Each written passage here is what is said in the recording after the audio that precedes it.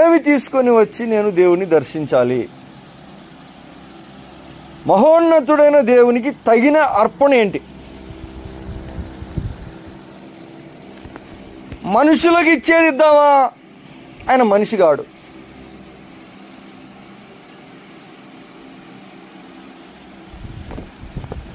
రాజులకు ఇచ్చేది ఇద్దామా? ఎందుకంటే జ్ఞానులు వచ్చినప్పుడు బంగారం బోళం సాంబ్రాన్ని తెచ్చారు.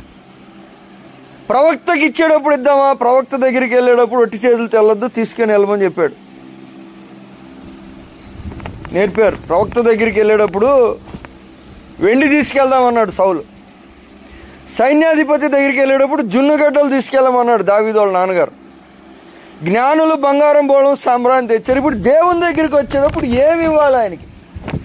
మహోన్నతుడైన దేవునికి, ఆకాశ మహాకాశాల పైన ఉన్న దేవునికి తగిన అర్పణ ఏంటి భూలోకంలో అని ఒక క్వశ్చన్ వేసి ఒక్కొక్క దాన్ని పరిశీలిస్తున్నాడు. ఇది ఇద్దామా?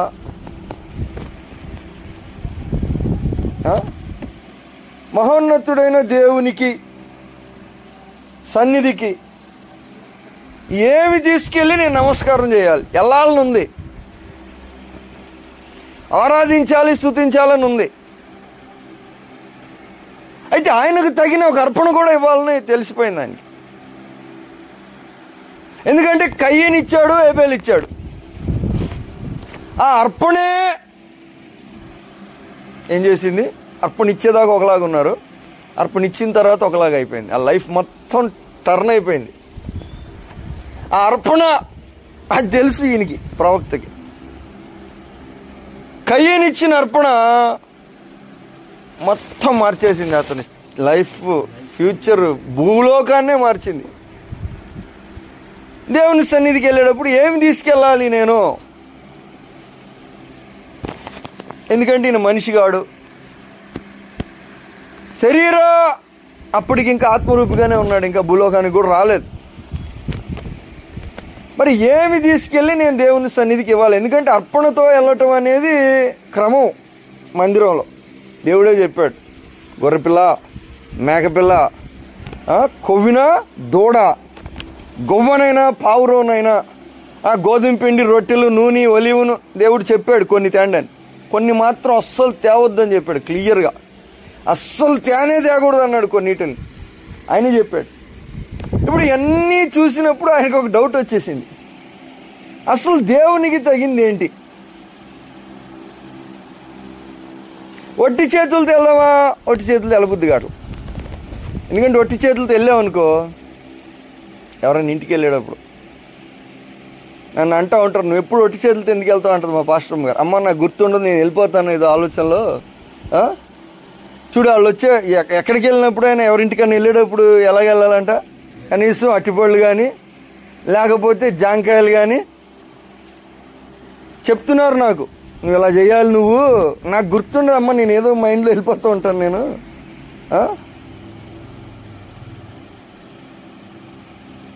వట్టి చేతులతో వెళ్ళటం సరికాదు. ఎవరు చెప్పారు ఈ మాట? ఎవరు చెప్పారు? పాస్టర్లు చెప్తారండి, మీకు కానుకలు కావాలి అందుకే చెప్తారు, మీరు వట్టి చేతులతో వెళ్ళొద్దని ఎవరు చెప్తారు? అలాగంటానికి కుదరదు, ఎందుకంటే బైబిల్లో దానికి జవాబు ఉంది. రిక్తహస్తములతో నీ దేవుని సన్నిధిని కనపడొద్దని ఎవరు చెప్పారు? ఎవరు చెప్పారు? తెలుసా మీకు? అది ఉందో లేదో కూడా తెలీదా? బైబిల్లో క్లియర్గా ఉంది, ఒట్టి చేతులతో రావద్దని ఉంది. మరి ఏం తీసుకెళ్లాలో అర్థం కావట్లా, కనుక ఒక్కొక్కటి పెట్టి చెప్తా వచ్చాడు.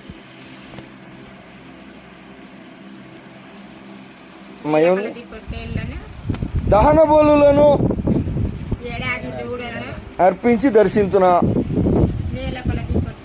ఆయనే ఎతుకుతున్నాడు, ఒకవేళ మనం ఇవ్వగలిగింది దహన బలి ఇద్దామా, ఏడాది దూడలను ఇద్దామా?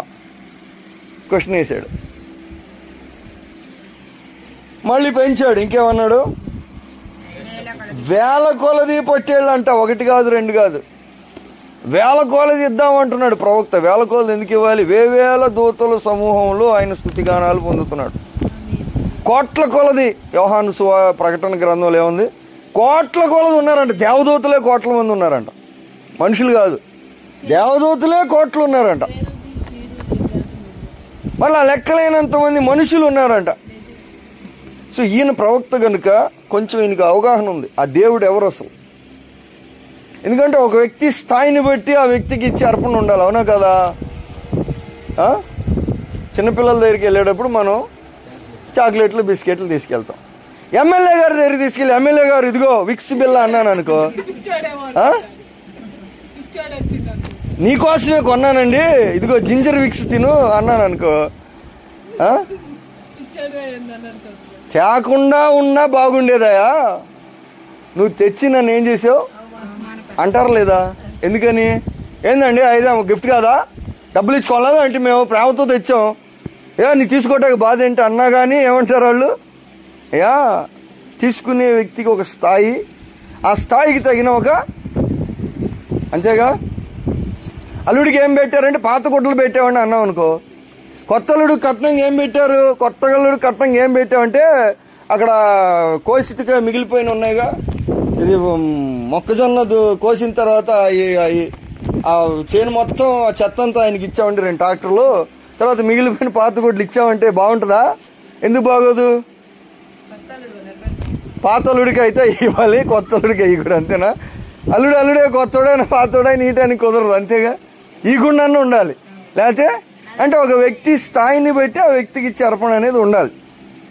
ఇప్పుడు దేవుని స్థాయి నీకు తెలుసు కనుక ఆలోచన చేస్తున్నాడు కూర్చొని, అసలు ఏది ఇవ్వటం కరెక్టు, ఏది ఇస్తే నాకు మేలు, ఏది ఇస్తే ఆయనకు మహిమ. ఒక్కడే ఉండడుగా, కింద కెరూబులు, చుట్టూ 24 పెద్దలు, కోట్ల కొలది దూతలు అందరూ చూస్తూ ఉంటారు ఎవరు వచ్చారని.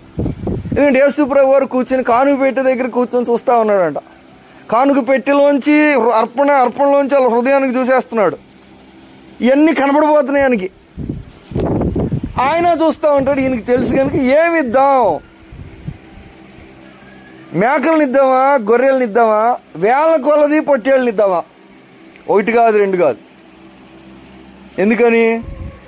ఆయన స్థాయి ఈయనకి తెలుసు కనుక ప్రశ్న వేస్తా ఉన్నాడు. వేల కొలది పొట్టేళ్లను, నదులంతా తైలం ఇస్తాడంట. ఎంత? ఒక చిన్న అత్తర బుడ్డి పగలగొట్టినందుకే తిట్టిపిచ్చుకుందామా, ఎందుకు వేస్ట్ ఇదంతా. ఈయన వేల కొలది ఇంత బాటిల్ నూనె ఇచ్చినా ఆమె తిట్టించుకుంది, ఎందుకు ఇచ్చావు యేసు ప్రభుకి, వేస్ట్ అయిపోతుంది ఇదంతా నూనె. ఆయన ఏమంటున్నాడు? వేల కొలది నదులంతా తైలం ఇద్దామా? ఎందుకంటే మహోన్నతుడు చెప్తున్నాడు క్లియర్గా, మహోన్నతుడైన దేవుడు.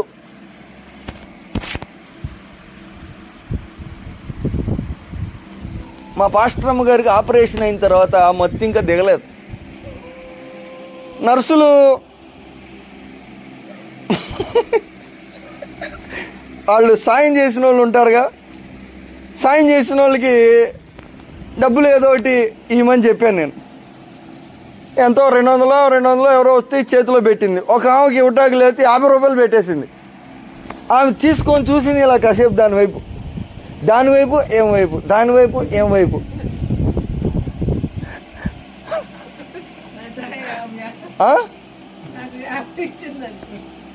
మళ్ళీ అడిగింది 50 అంది. ఏమో మత్తులో ఉందిగా, దిగలే. ఇంకా ఆపరేషన్ అయిన 2వ రోజు ఇంకా మైండ్ మత్తులోనే ఉంది, ఆమెకు అర్థం కావట్లా. ఇంతేనా అంది. తర్వాత పిలిచి ఇచ్చింది అనుకోండి, నిన్న తెలియలేదమ్మా అని. అంటే దేవునికి ఇచ్చేటప్పుడు ఎవరికి ఇచ్చేటప్పుడు ఆయన స్థాయికి తగింది, ఆయన హృదయానికి నచ్చేది. బాగా ఖరీదైందని నచ్చంది ఇచ్చావనుకో, నాకు ఈ పట్టు చీర వద్దు, అదేదో ఊరు చీర, చీర ఊరి పేరు చెప్తారుగా, అది అన్నావు అనుకో, నాకు అది వద్దు. నా హృదయానికి రేటు ఇస్తే సరిపోదు, మళ్ళీ రేటుతో కొడుకు రేటు వాళ్ళకి నచ్చింది ఇవ్వాలి, మళ్ళీ హృదయానికి నచ్చి కూడా ఉండాలి అది. లేకపోతే లేకపోతే ఏమవుద్దమ్మా? ఏమవుద్ది? లేకపోతే ఇవన్నీ జరుగుతూ ఉంటాయి కదా పెట్టుబడులు. అప్పుడు ఎరగో రేటు చూస్తారు, అది లేటెస్ట్ మోడలా కాదా కూడా చూస్తారు. తర్వాత వాళ్ళు ఇంతకుముందు కట్టకుండా ఉన్నదా కాదా చూసుకుంటారు. ఇవన్నీ చూడాలి. ఏది? ఒక్క చీరకే. మరి దేవుని దగ్గరికి వెళ్ళేటప్పుడు నేను అసలు ఆయన సన్నిధికి వెళ్ళటమే కష్టం. చెప్పాడు యెహోషువ, నీవు మంచికి చెడుకి తేడా తెలుసుకుంటే, కరెక్ట్గా నువ్వు ఉంటే, అప్పుడు నా సన్నిధిలో నిలబడే అవకాశం నీకు ఇస్తానని చెప్పాడు. అంటే అసలు వెళ్ళే అవకాశమే రాదు. ఒకవేళ వచ్చినప్పుడు నేను దాన్ని పోగొట్టుకోకుండా ఏమిద్దాం అని ఆలోచన చేస్తున్నాడు ప్రవక్త. ఆలోచించి 1000 నదులు ఇచ్చేద్దాం అనిపించింది ఒకసారి ఆయనకి. నదులు 1000 నదులు అంత తైలం ఇచ్చేద్దాం అనుకున్నాడు. అనుకొని మళ్ళీ అది కూడా ఇద్దాం అనిపిస్తుందా? సరిపోదు అనిపిస్తుంది. కరెక్ట్ కాదు అనిపిస్తుంది. ఇంకా ఏదో చెయ్యాలి. ఏం చేయాలి? నెక్స్ట్ స్టేజ్కి వెళ్ళాడు. ఇంకోటి అసలు ఇవన్నీ కాదు, ఇంకేమిద్దాం?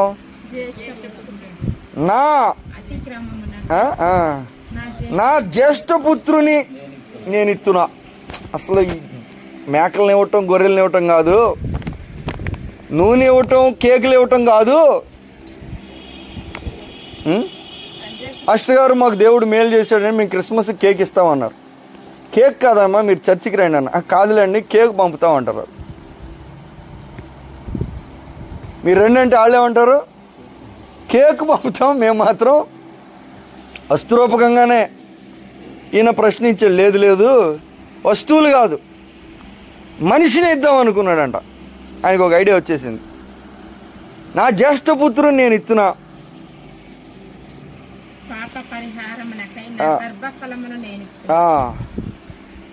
అంటే ఇప్పుడు ఇది పెంచుతున్నాడా దించుతున్నాడా? అర్పణ రేంజ్ పెంచుతున్నాడా దించుతున్నాడా? మొదలు పెట్టిన దగ్గర నుంచి పైకి తీసుకెళ్ళిపోతున్నాడు. ఇంకా అది కూడా కరెక్ట్ అనిపించలే ఆయనకి. అది కూడా గర్భఫలం నేను ఇస్తున్నా. అసలు గర్భఫలాన్ని దేవునికి ఇవ్వటమే చాలా ఇచ్చి తీసుకుంటారు. ఇచ్చి ఏం చేస్తారు? మళ్ళీ ఇచ్చి తీసుకుంటారు మళ్ళీ. కానీ ఈయన ఏమంటున్నాడు? ఏమంటున్నాడు? జవాబు దేవుడే చెప్తున్నాడు. కన్ఫ్యూజ్ అవ్వకు, తెగమగ పడద్దు. నువ్వు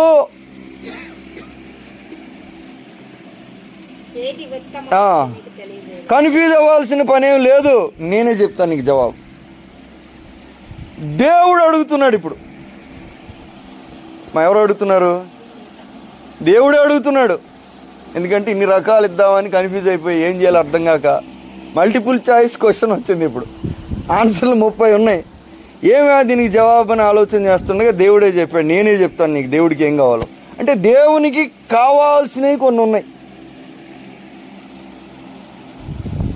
ఎవరైనా నన్ను ఆరాధించాలి, దర్శించాలి, నన్ను సంతోషపరచాలి, నా సన్నిధికి రావాలి అనుకుంటే దేవుడు తెలియజేస్తున్నాడు.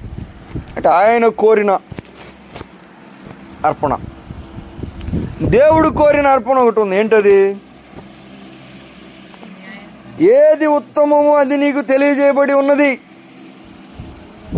అంటే ది బెస్ట్ ఆఫరింగ్ నీకు తెలియజేస్తున్నాను నేను. ఏంటంట? ఎందుకంటే ఈ మాట చెప్పిన 700 సంవత్సరాల తర్వాత కూడా వాళ్ళకి అర్థం కాల. యేసు ప్రభు వారి దగ్గరకు పరిసయ్యులు వచ్చి, మీ శిష్యులు ఎందుకు వెన్నులు తుంచి తింటున్నారో అని అడిగాడు యేసు ప్రభుని.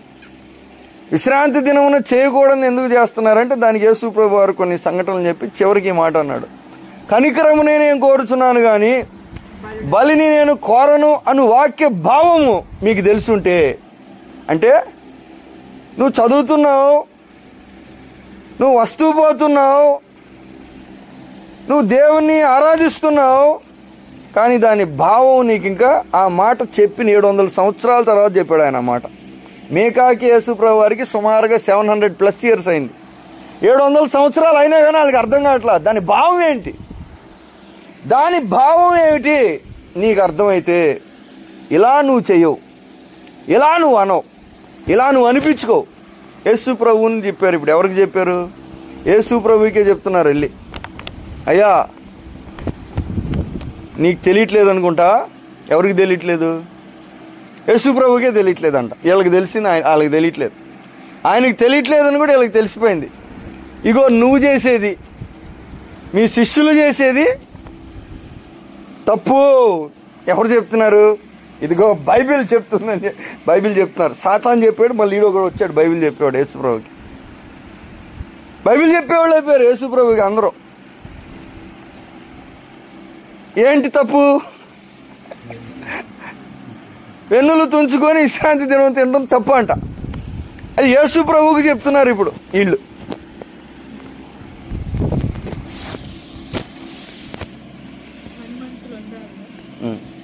అప్పుడు యేసు ప్రభు వారు అన్నమాట, వాక్య భావం మీకు అర్థమైతే మీరు ఇలాగ అనరు. ఏ వాక్య భావం అర్థం కాలేదు? కనికరమునే కోరుచున్నాను కానీ బలిని నేను కోరను అంటున్నాడు. అంటే ఆయన కోరేది ఉన్నాయి కొన్ని, దేవుడు కోరిని. ఏం కావాలి ఇప్పుడు నీకు? ఏం కావాలి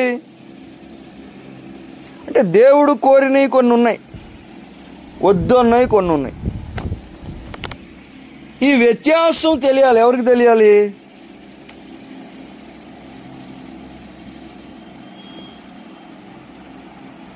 ఒక తల్లికి తన బిడ్డలకి ఏది నచ్చుతుందో ఏది నచ్చదో ఆమెకి తెలిసి ఉంటుంది, మాకు తెలియదు. ఎందుకని?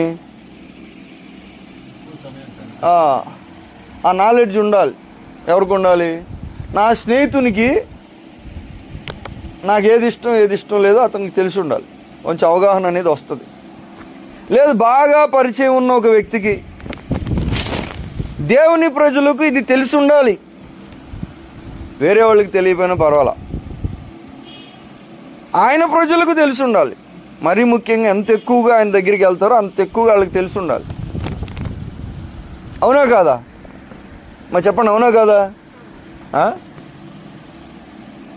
అప్పుడప్పుడు కొంతమంది మిగతా వాళ్ళని అంటుంటారు, వీళ్ళు ఇన్ని రోజుల నుంచి మమ్మల్ని చూస్తున్నారు కానీ ఇంకా అని కొన్నిసార్లు అంటుంటాం. మనం అంటాం లేదా? అంటాం. అంటే దాని భావం ఏమిటంటే సహవాసాన్ని బట్టి, సంబంధాన్ని బట్టి, ఆ కాలాన్ని బట్టి, సామీప్యాన్ని బట్టి ఈ విషయం తెలిసి ఉండాలి. ఆయనకు కావాల్సింది, నచ్చింది ఏది, నచ్చంది ఏది తెలియట్లా. అప్పటికే 1000 సంవత్సరాలు దాటేసింది ధర్మశాస్త్రం వచ్చి, అయినా వాళ్ళకి అర్థం కాలేదని ఇక్కడ క్లియర్గా చెప్పాడు కూడా, అర్థం కావట్లేదని. సరే మీకు ఎలాగో తెలియట్లేదు, నేనన్నా చెప్తానని చెప్పాడు. అయినా మళ్ళీ 700 సంవత్సరాలైనా అర్థం కాల. ఏం కావాలి నీకు? దేవునికి ఏం కావాలి? ఏం కావాలి నీ దేవునికి? నీ దగ్గర నుంచి నీ దేవుడు ఆశించేదేంటి? అంటే కొన్ని అయితే ఉన్నాయి, ఆశించేవి ఉన్నాయి. ఫస్ట్ పాయింట్, దేవుడు ఆశిస్తున్నాడు.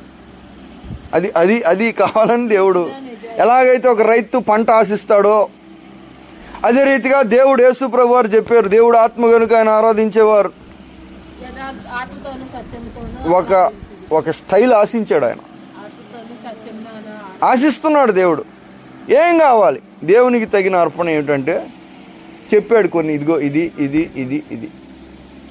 ఇవేవి వాళ్ళు ఇచ్చేవి కాదు, వాళ్ళు చేయట్లా. వాళ్ళకి నచ్చినవి చేస్తున్నారు. వాళ్ళకి ఏం చేయాలనిపిస్తే అది చేస్తున్నారు. ఇచ్చే తీసుకోవడానికి బాధ ఏంటి అంటాడు కయ్యను. ఇప్పుడు ఇచ్చని తీసుకోవడానికి బాధ ఏంటి నీకు? మెడికల్ షాప్కి వెళ్ళి, అయ్యా పారాసిటమాల్ ఉంది అన్నాడు. ఇస్తావా అన్నా? అన్నాడు. తెచ్చి నాకు గ్యాస్ బిల్ ఇచ్చాడు. ఏమంటాం అప్పుడు? ఇచ్చింది తీసుకోవటానికి నీకేంటయ్యా బాధ?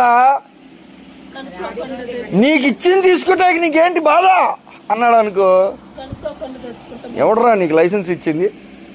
నీకు లైసెన్స్ ఎవడు ఇచ్చింది అసలు అంటాం లేదా? నేను పారాసిటమాల్ ఇవ్వమంటే నాకు గ్యాస్ బిల్ ఇస్తావా అను? మంటంగా. ఇస్తే నేను అడిగింది ఇవ్వాలి, లేదా ఇవ్వకుండా ఉండాలి. నీకు నచ్చింది ఇచ్చి తీసుకోవటానికి ఏంది నీకు బాధ? కయ్యను ఫీల్ అయిపోతున్నాడు. ఎందుకు ఫీల్ అవుతున్నాడు? నేను ఇచ్చింది వద్దన్నావు అంటాడు. అసలు నువ్వు ఇచ్చింది నేను అడిగిందా కాదా అనేది చూడాలిగా, అది అడగట్లా. నేను ఇచ్చింది నువ్వు తీసుకోవట్లా, ఆడిచ్చింది తీసుకుంటావు, నేను ఇచ్చింది తీసుకోవట్లేదు అంటాడు. అయ్యా నేను పారాసిటమాల్ ఇవ్వాలి, నువ్వేమిచ్చావు? కొత్తది తెచ్చి పెట్టేలాగున్నావు, అసలే నాకు ఉన్నాయి బోల్డెన్ ఉన్నాయి, నువ్వు కొత్తది తెచ్చేలాగున్నావు నాకు అంటావా లేదా? అర్థమవుతుందా? దేవుడు కోరినవి ఇస్తే దేవుని ప్రజలకు దీవెన.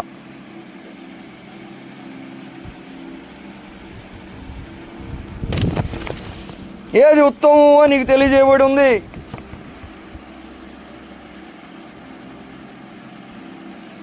నేను పిలిచినప్పుడు బలులు ఇవ్వమన్నానా? నేను మిమ్మల్ని ఏర్పరచుకున్నప్పుడు కానుకలు ఇవ్వమన్నానా? నేను మిమ్మల్ని ప్రత్యేకించినప్పుడు నేను చెప్పింది ఏంటి అన్నాడు. 10 ఆజ్ఞల్లో ఏమున్నాయి? ఫస్ట్ చెప్పింది అదేగా, ముందు మొదటి నిబంధన అది. 10 ఆజ్ఞలు చెప్పాడు. ఈ ఓకేనా అంటే ఓకే అన్నారు. అప్పుడు పోయి మళ్ళా ఇవన్నీ రాసుకొచ్చాడు. అసలు స్టార్టింగ్ నేను ఆశించింది ఏంటి? దేవునితో కరెక్ట్గా ఉండి అన్నాడు. అంతేగా, నేను తప్ప ఎవరు ఉండకూడదు, జాగ్రత్తగా ఉండు. 4 ఏమో దేవుని, 6 ఏమో మనిషి. హత్య చేయొద్దు, వ్యభిచారం వద్దు, దొంగతనం వద్దు. 4 దేవుడి, 6 మనుషులి. అయ్యాగా నేను చెప్పింది. మళ్ళీ ఇవన్నీ అసలు నేను పిలిచినప్పుడు నేను అడిగింది ఏంటి? ఇప్పుడు నా దగ్గరకు వచ్చేటప్పటికి మీరు ఇస్తుంది ఏంటి అని ఆల్రెడీ ప్రవక్తల గ్రంథాల్లో ఉంది. ఇది ఆయన చెప్పిన మాటే. ఇది కూడా దేవుడే అడిగాడు ఆయన ప్రజల్ని. సో దేవుడు ఆశించిన అర్పణలు ఏమిటి? ఒకటి అక్కడ ఉన్నాయి క్లియర్గా. ఏమున్నాయి? ఏంటంట అంటే వాళ్ళు చేసే భక్తి ఏమాత్రం కూడా వాళ్ళ జీవితం మీద ప్రభావం అనేది చూపిటల. ఏ దేవుణ్ణి అయితే ఆరాధిస్తున్నారో ఆ దేవుని గుణగణాలు ఏమిటో తెలిసినప్పటికీ కానుకలు ఇస్తున్నారు. ఒక ఆయన గురించి చెప్పారు.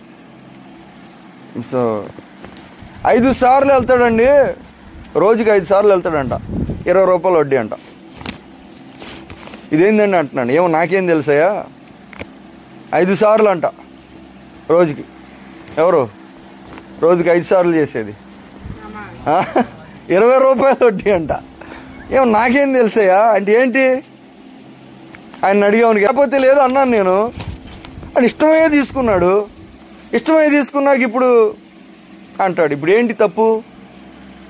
అర్థమవుతుందా? దేవుని యొక్క కొలమానాలు, న్యాయం అనేది ఒకటి ఉంది. అలా నడుచుకోండి అంటాడు. వాస్తవానికి బైబిల్లో కొన్ని వద్దు అని చెప్పాడు. క్లియర్గా కొన్ని వద్దు అని చెప్పాడు. నాకు కావాల్సింది అదే. ఇంకొక మాట ఏమిటి? కనికరాన్ని ప్రేమించండి. కనికరాన్ని ప్రేమించడం అంటే ఏంటి? ఎవరిని కనికరించాలి? ఇప్పుడు ఎవరిని కనికరించాలి? దేవుడు నాకు కనికరించాల్సింది. మరి ఎవరిని కనికరించాలి? మంచోడు ఆయన కనికరించాలా? కరెక్ట్గా ఉంటాడు ఆయన నాకు కనికరించాల్సింది. మరి ఎవరిని కనికరించాలి? కనికరమును ప్రేమించుటయు అన్నాడు. అంటే వీళ్ళు దేవుడు కోరుకుంటుంది ఏంటో వాళ్ళకి అర్థం కావట్లా. చేయటానికి చేస్తున్నారు కానీ కొన్ని అర్థం కావట్లా. దీన మనస్సు కలిగి ఈరోజు నా ధ్యానం ఇదే. ప్రభునందు ప్రియులారా, దేవుడు కోరింది ఏమిటి తన ప్రజల్లో? విశ్వాసము అనేది ఒక అర్పణ. ఏంటంటే అర్పణ, విశ్వాసం అనేది అర్పణ. దేవుడు కోరిన అర్పణ ఏంటి? విశ్వాసం. అది ఎవరిలో ఉంటే వాళ్ళని మెచ్చుకుంటాడు. అందుకే రాహాబు ఉద్యోగం ఏంటి? రాహాబు ఉద్యోగం ఏంటి? ఆమెను యోసేపుతో పాటుగా లిస్టులో చేర్చాడు. ఎందుకని? హెబ్రీ పత్రిక 12వ అధ్యాయంలో విశ్వాస వీరుల లిస్టులో నీతిమంతుడైన యోసేపు, నోవాహు, యోబుతో పాటుగా ఈమె పేరు రాశాడు. ఎందుకు రాశాడు? దేవుడు కోరింది ఆమెలో ఉంది. అర్థమవుతుందా? అబ్రహామును కూడా దేవుడు మెచ్చుకునేది అందుకే. నిరీక్షణకు ఆధారం లేనప్పుడు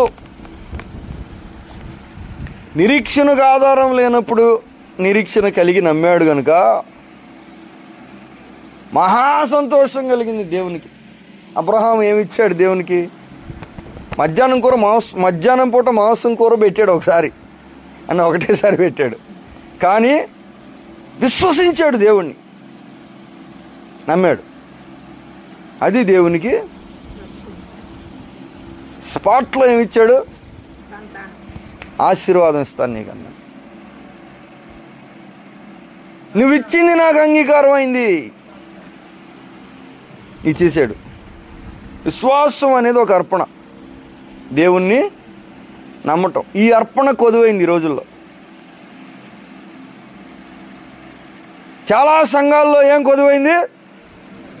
డబ్బులకి ఏం కొదువు లేదు. లెక్కలు చెప్తారు. నించుంటాడు ఆయన లిస్టు. నించొని మెసేజ్ అయిపోయిన తర్వాత ఆయన ఉంటాడు, పెద్ద ఆయన. అండి పోయిన వారం ఎంత వచ్చింది, ఈ వారం ఎంత వచ్చింది, అసలు సంవత్సరానికి ఎంత వచ్చింది, బ్యాంకులో ఎంత ఉంది, ఇవన్నీ చెప్తాడు. అంటే ఏం తక్కువ కాలేదు, తక్కువ కాలేదు. అవి ఏం తక్కువ కావట్లా. కానీ ఏది తక్కువ అవుతుంది? నాకు తెలీదు అవుతుందో లేదో, మీరే చెప్పారు. నేను అనలా తక్కువ అయిందని.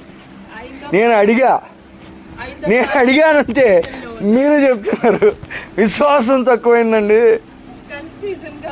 అర్థమవుతుందా? దేవుడు కోరుతుంది ఏంటి? విశ్వాసం లేకుండా దేవునికి ఇష్టడై ఉండుట. గొర్రెపిల్లనిస్తే ఇవ్వకపోతే గువ్వనైనా పర్లా, నాకు ఓకే అన్నాడు. నాకు అయ్యేం పట్టింపు లేదు. నువ్వు రూపాయి వేసేవా, లక్ష వేసేవా అనేది తర్వాత సంగతి. ఎలాంటి హృదయ స్థితితో నువ్వు వేసావు, ఎలాంటి నమ్మకంతో నువ్వు వేసావు, ఈ దేవుడు. విశ్వాసం దేవుడు కోరిన అర్పణ.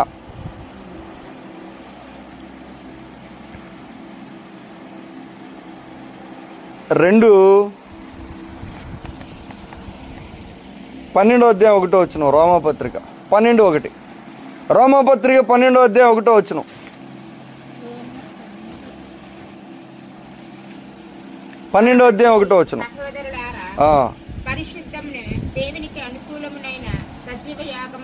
కాబట్టి సహోదరులారా, దేవునికి అనుకూలమునైన సజీవ యాగముగా మీ శరీరములను ఆయనకు సమర్పించుకొనుడని దేవుని వాత్సల్యమును బట్టి మిమ్మల్ని బ్రతిమాలు కొనుచున్నాను. ఒక తోటకి ఓనర్ ఉన్నాడు. పెద్ద తోట ఉంది, దానికి ఓనర్ ఉన్నాడు. దానికి ఒక తోటమాలిని పెట్టాడు. తోటమాలి లోపల ఉన్నాడు, ఓనర్ గారు ఎక్కడో ఉన్నాడు. ఓనర్ గారు వచ్చి గేటు బయట నించుని, అయ్యా తోటమాలి తలుపుది అంటే, తోటమాలి వాళ్ళు ఆవిడ చెప్పింది భోంచేస్తున్నాడండి అంది. సరే, ఆ ఓనర్ గారు కాసేపు ఆగాడు. మళ్ళీ తలుపు తీస్తావా, నేను లోపలికి వస్తాను అంటున్నాడు. ఓనర్ ఎవరు?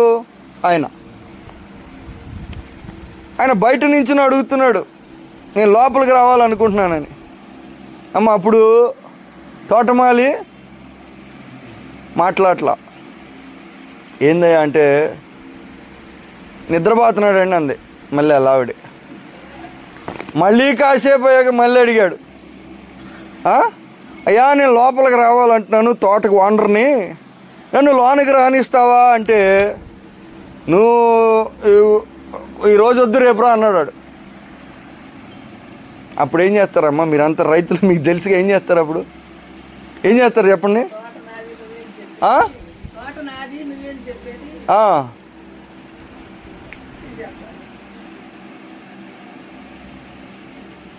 స్పాట్లో ఏం చేస్తారు అన్ని?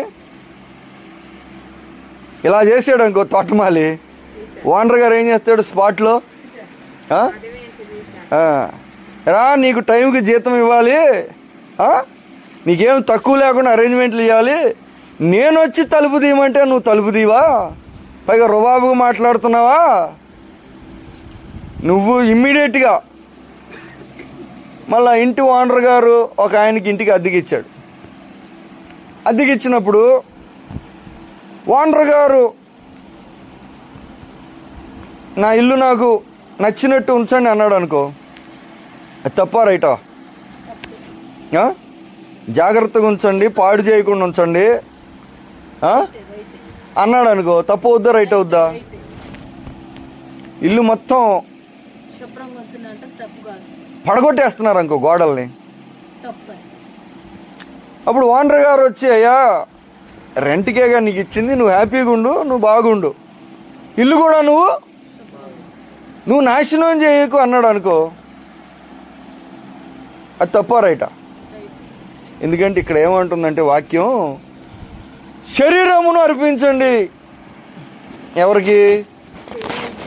ఎందుకు? శరీరం ఎవరిది? శరీరం ఎవరిది? క్వశ్చన్. ఇప్పుడు తోట ఎవరిది?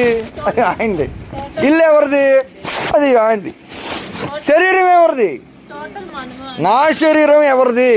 దయ్యం అయితే నా ఇల్లు అంది. అది ఒకరోజు వచ్చి, నువ్వు అంత కన్ఫ్యూజ్ అవ్వకు, నేను ఆల్రెడీ చెప్తాను. అపవిత్రాత్మ ఒక మనిషిని విడిచి వెళ్ళిపోయిన తర్వాత విశ్రాంతి వెతుకుచు నీరు లేని చోట తిరుగుచు నేను విడిచి వచ్చిన నా ఇంటికి వెళ్ళిపోతాను అంటుంది. అది ఎవరిని ఇల్లు అంటుంది? ఇల్లయ్యా అంటుంది. అది. సో కన్ఫ్యూజ్ అవ్వకండి. నీ దేహము దేవుని చేత నీకు ఇవ్వబడిన. సో ఎవరిది? క్వశ్చన్. శరీరం ఎవరిది? ఓనర్ ఎవరు ఇప్పుడు శరీరానికి? ఎవరమ్మా ఓనరు? చెప్పండి, ఎవరు నీ శరీరానికి ఓనర్ ఎవరు? నువ్వే ఉంటున్నావు రెంట్కి, నువ్వు ఉన్నావు తోటమాలిగా. ఓనర్ ఎవరు? నేను చెప్తా ఓనర్ ఎవరా అన్నాడు యేసుప్రభు. ఎందుకని? నేను చెప్తా ఓనర్ ఎవరా అని వచ్చి దీంట్లోంచి జ్వరం వెళ్ళిపోవాలన్నాడు. జ్వరం వెళ్ళిపోయింది శరీరంలోంచి. ఉన్నోడు ఎల్లగొట్టలేకపోతున్నాడు, ఆయన వచ్చి ఎల్లగొట్టాడు. కుష్ఠరోగం వదిలిపెట్టాలన్నాడు, పోయింది. పక్షవాతం పోవాలన్నాడు, పోయింది. అపవిత్రాత్మ వెళ్ళిపోవాలన్నాడు, అది పోయింది. ఇవన్నీ చేయటం ద్వారా దేవుడు ఏం నిరూపిస్తున్నాడు? నేను సర్వశరీరులకు ఏమన్నాడు అంటే ఓనర్ని. ఓనర్ ఎవరు? నువ్వెవరు? ఆయనే ఓనరు, నేను ఆయనకు ఓనరు, నాకెవడు ఓనర్ లేదు, నేనే అందరికి ఓనర్ని. అర్థమవుతుందా? మీ శరీరములను పరిశుద్ధమును అనుకూలమైన యాగముగా ఎవరు? ఓనర్ గారు అడుగుతున్నారు, అయ్యా కొద్ది నన్ను రానియండి, నువ్వు కూడా ఉండు, నన్ను కూడా రాని. సరే అడిగావు కదా అని రానిచ్చే లోపలికి. ఎంతగా బతిమలాడుతున్నాడు ఓనర్ గారు. బాగోదు, ఓనర్ గారిని బయట నించోబెట్ట కరెక్ట్ కాదు. ఇప్పటికే 4 ఏళ్ళు నించోబెట్టేసాం, సరే రానిద్దామని లోపలికి వచ్చాక ఆయన, ఇదేంది చెట్లు ఎండిపోతున్నాయి ఇక్కడ అంటాడు. అక్కడేంది నీళ్ళు కారిపోతున్నాయి తొట్టులోంచి అంటాడు లోపలికి వచ్చి. ఇందుకే నిన్ను రానియింది నేను, నాకు తెలుసు నిన్ను ఇందుకే రానియింది, నా తోట కరెక్ట్గా ఉంచు, నాది బాగుంచు అంటావు, అందుకే నిన్ను నేను రానియింది. అర్థమవుతుంది ఇప్పుడు. నీ శరీరం ఎందుకు ఇవ్వాలి? ఓనర్ ఎవరు?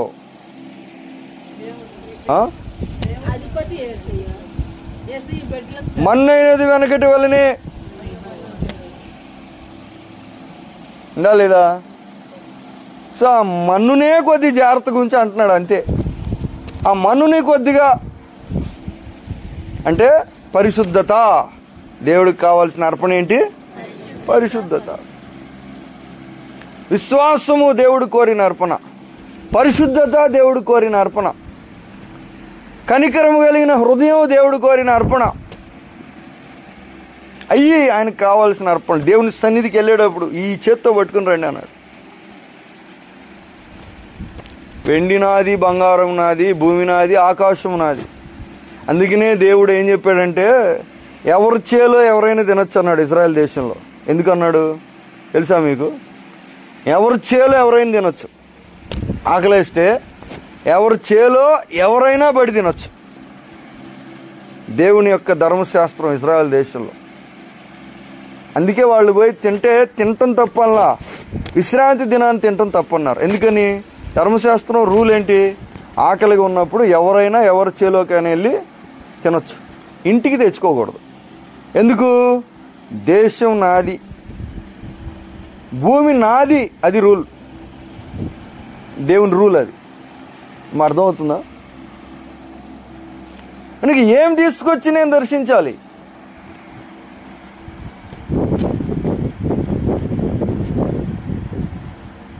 మనం ఇవ్వదగిన అర్పణ దేవునికి ఏంటి?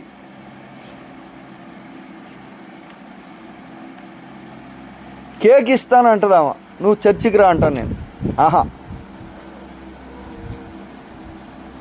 ప్రార్థనకు రామ్మా అంటే నేను రానండి. మాకు మాత్రం దేవుడు మేలు చేయాలి, మేము మాత్రం కేక్ పంపుతాం. నువ్వు తిని మంత్రమయ్యి, వాళ్ళు చెప్పేది నాకు, కేక్ తిని మంత్రం బాగా వేయాలంట నేను, వాళ్ళు మాత్రం రారంట. అర్థమవుతుందా?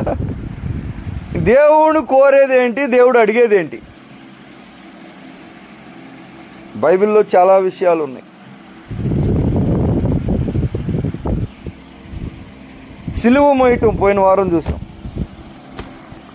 ఎవరైనా నన్ను వెంబడించ సంకల్పించిన ఎడలా దేంతో రావాలి? మనం దేవుని దగ్గరికి వచ్చేటప్పుడు దేంతో రావాలి? యేసు ప్రభు చెప్పాడు, వచ్చేటప్పుడు నా వెనకాల ఎలా రావాలంట? నీ చేతిలో నీ సిలువ కనపడాలి నాకు.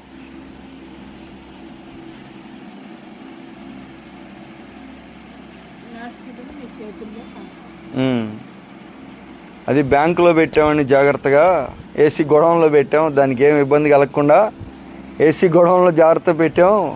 ఉంది గుంతదేవి పాతి పెట్టాడంట కూడా, గుంతదేవి లోపల పెట్టేసాడంట దాన్ని తీసుకెళ్ళి వరాన్ని. అప్పుడేమన్నాడు?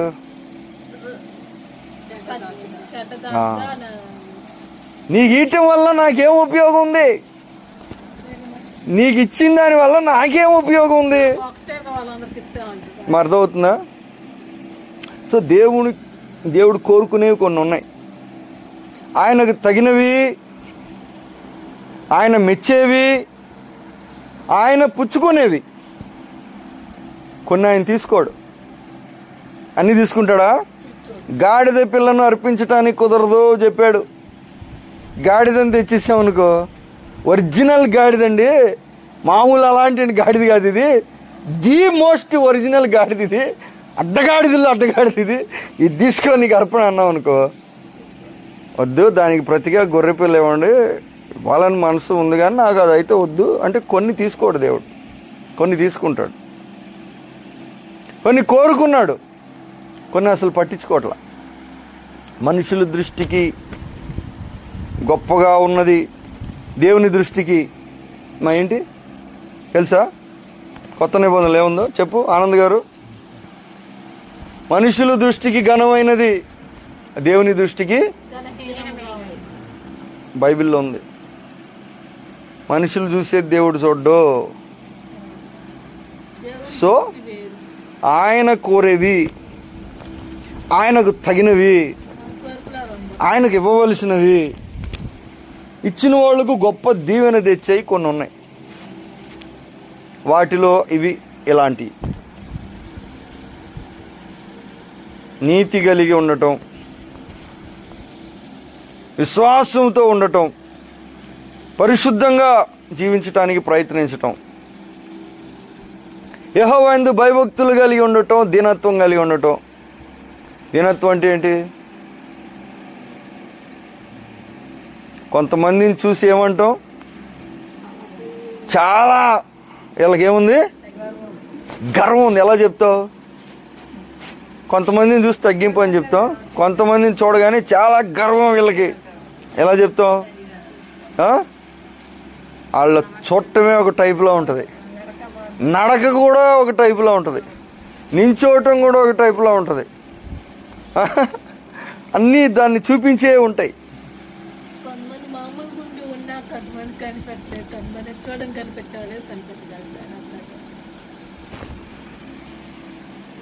దేవుని యొక్క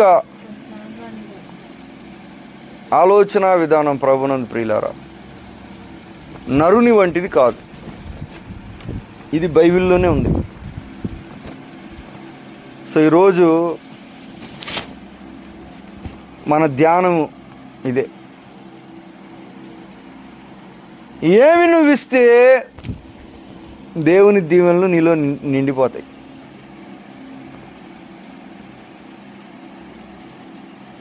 దేవుడు అన్నాడు, నీ ఒక్కగానొక్క కుమారుని వెనుక తీయలేదు కనుక నాకు నీ కుమారుడు వద్దు, నేనే నీకు ఇస్తా లక్షల మంది కుమారులు, కోట్ల ఇసుక రేణువులు అంతమందిని ఇస్తా అన్నాడు. నువ్వు నాకు ఇయటం కాదు, నేను ఇస్తా చూడు అన్నాడు. ఎందుకని? నువ్వు వెనక్కి తీయలేదు, నువ్వు రెడీగా ఉన్నావు కాబట్టి. వెనక్కి తీసుంటే ఆ రోజు అబ్రహాం ఒకవేళ వెనక్కి తగ్గాడు అనుకో, ప్రభా అన్నీ నేను ఇన్ని చేశా నీకోసం, అని ఇది ఒక్కటి మాత్రం నేను చేయలేనయ్యా, ఏమనుకోబాకు అన్నాడు అనుకో, ఏమయ్యేది అబ్రహాం పరిస్థితి? ఇంకోళ్ళకి వెళ్ళేది అవకాశం. సరేనయ్యా,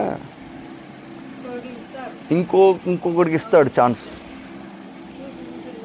కానీ అబ్రహాముకు మాత్రం ఏమైపోయేది? ఛాన్స్ పోయేది. ఇదే చెప్పాడు ఎస్తేరు తోటి. కన్నీ పెంచిన మొర్దకే ఒక రోజు చెప్పాడు, నా కుమార్తె నా బిడ్డా, నువ్వు చేయపోతే చేసేవాడు ఎవడు లేడు అనుకోకు, ఆయన పని ఎలాగ ఏం జరుగుతుంది. కానీ ఏమన్నాడు? నువ్వు చేయకపోతే చేసేవాళ్ళు ఎవడు లేడు అనుకోకు, నువ్వు చేయకపోతే 10 మంది రెడీగా ఉన్నారు. కడపట్టి వాళ్ళు మొదటి వాళ్ళు అవటాక. రాహాబుని చూసావా? తెలుసా రాహాబు ఎవరో? చూడు రాహాబుని చూడు అన్నాడు.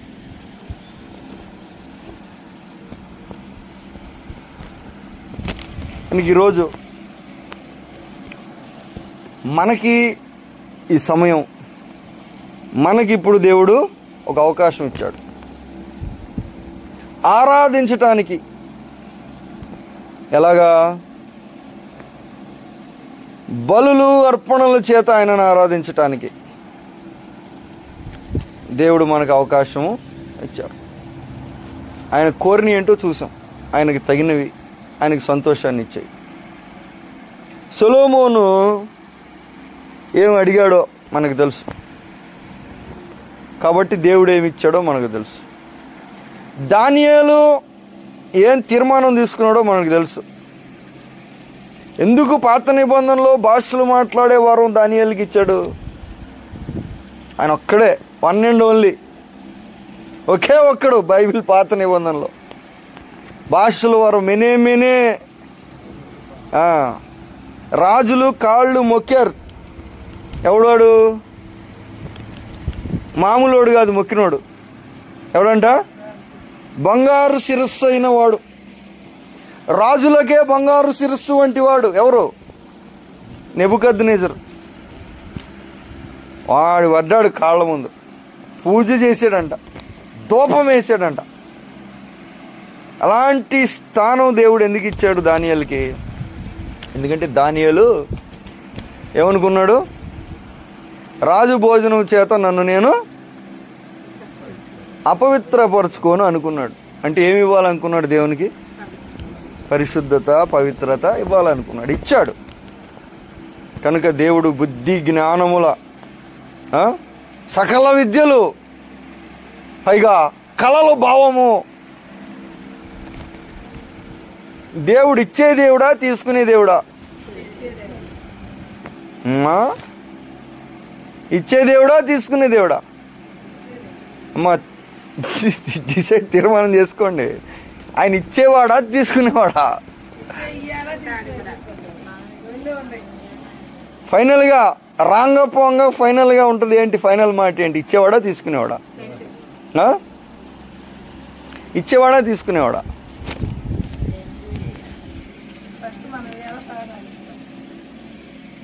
సరే, ఆయన ఇస్తే మనం ఇచ్చిన దానికంటే తక్కువ ఇస్తాడా ఎక్కువ ఇస్తాడా?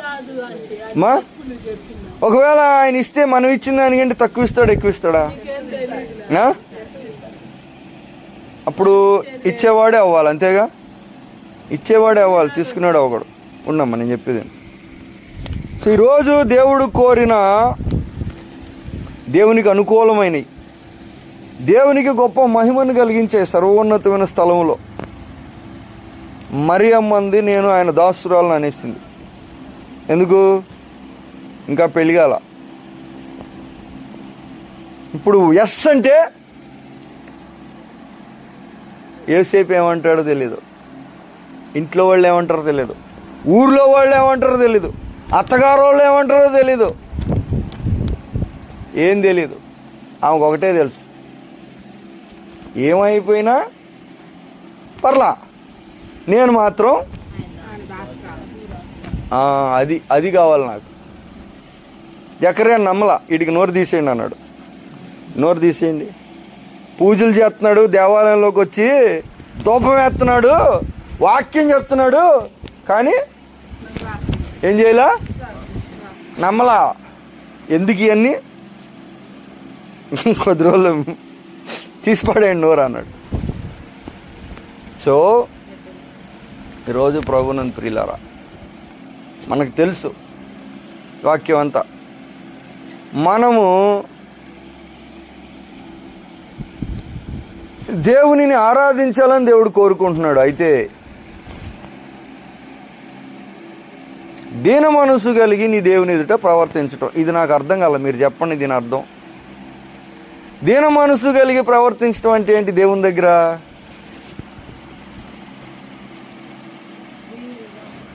స్లోగా మాట్లాడటం అండి, సౌండ్ ఎక్కువ రాకుండా స్లోగా మాట్లాడటమా? అమ్మా ఏం చెప్పండి? దీన మనసు అంటే ఏంటి? దేవుని ఎదుట దీన మనసు కలిగి ఉండి మనుషుల దగ్గర సరే ఎలాగైనా అది ఆయన మాట్లాడలా. విధేయత కలిగి జీవించటమా? దీన మనసు ఏంటి? దేవుడు అడుగుతున్నాడు అంట. అది దేవుడు అడుగుతున్నాడు. ఇక్కడ రాస్తుంది, నా మాట కాదు, రాస్తుంది. దేవుడు నిన్ను అడుగుతున్నాడు. దేవుడు ఎవరిని అడుగుతున్నాడు? నీ పేరేంటమ్మా? నా పేరు ఇదండి. అయితే నిన్నే అడుగుతున్నాడు. ఏమడుగుతున్నాడు? దేవుని దీవెన పొందాలని ఆశ కలిగిన మనం, దేవుడు ఏర్పరిచిన మార్గంలో, ఇది ఆయన నడిచిన మార్గం, మనం నడిస్తే ఆయన పొందిన మహిమను మనం ఖచ్చితంగా పొందుతాం. చాలామంది నడుస్తున్నాం, మనం కూడా చాలాసార్లు ప్రయత్నం అయితే చేసాం, కానీ దాని భావం ఎరిగి చేస్తే చాలా దీవెన మనకి కలుగుతుంది. లేనట్లయితే ఏమవుతుంది? లేనట్లయితే అంతా వ్యర్థం అయిపోతుంది. అని ఈరోజు దేవుని యొక్క ప్రేమను బట్టి నేను చెప్తున్న ఆలోచన ఏమంటే,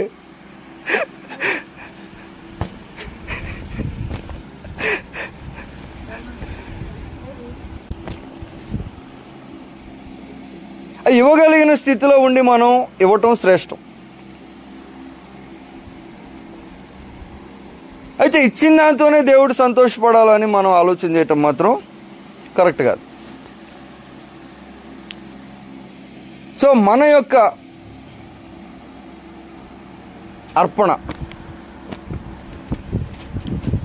మనకి దీవెనకరంగా ఉండాలి అంటే విశ్వాసము, పరిశుద్ధత, దీనత్వము, శ్రమలు భరించటానికి సిద్ధము కలిగి ఇలాంటి క్రమంలో ఉన్న అర్పణలు మనం ఇచ్చినప్పుడు ఖచ్చితంగా దేవుడు మనలను ఆశీర్వాదకరంగా ఉంచుతాడు. ఇది దేవునికి తగినవి. ప్రవక్త చెప్తున్నాడు, మహోన్నతుడైన దేవుడు వెండి బంగారాలను బట్టి సంతోషపడేవాడు కాదు, గొర్రె మేకలను బట్టి, తైలాన్ని బట్టి ఆయన తృప్తి చెందేవాడు కాడు. ఆయనే మనలను ప్రేమించను గనుక ఏముంది వాక్యంలో? మనము తిరిగి ఆయనను ప్రేమింప బద్ధులమై ఉన్నాము అనుకో. తీర్మానం తీసుకోవాల్సిందిగా మనవి చేస్తూ చిన్న మాటలు నేను ముగిస్తున్నాను. దేవుడు మనందరిని కూడా దీవించి ఆశీర్వదించు.